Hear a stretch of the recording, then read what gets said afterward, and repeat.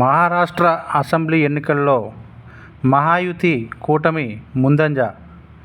దానిలో భాగంగా BJP 124, Shiv Sena 55, NCP 37తో 222 సీట్లు ఆధిక్యంలో మహాయుతి కూటమి. అలాగే ఎంవీఏ కూటమి Congress 22, Shivsena UBT 18, NCP SP 13తో 53 సీట్లతో ముందంజ. ఓవరాల్గా చూసుకుంటే మహారాష్ట్ర అసెంబ్లీ ఎన్నికల్లో బీజేపీ, శివసేన, ఎన్సీపీ మహాయుతి కూటమి ముందంజలో ఉంది. అలాగే జార్ఖండ్ అసెంబ్లీ ఎలక్షన్స్లో జేఎం ప్లస్ 51 ముందంజలో ఉంది.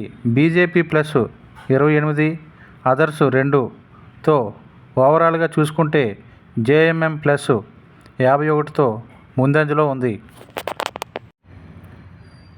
వైనాడ్ బైపోల్ ఎలక్షన్స్లో తొలడుగులోనే విజయభేరి మోగించిన వైనాడ్ ఎన్నికల్లో ప్రియాంక గాంధీ.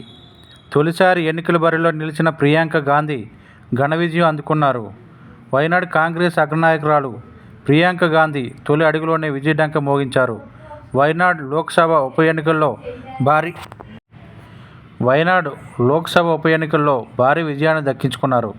ఈ స్థానంలో తమ సమీప అభ్యర్థిపై 3.94 లక్షలకు పైగా ఓట్ల ఆధిక్యంతో గెలుపొందారు.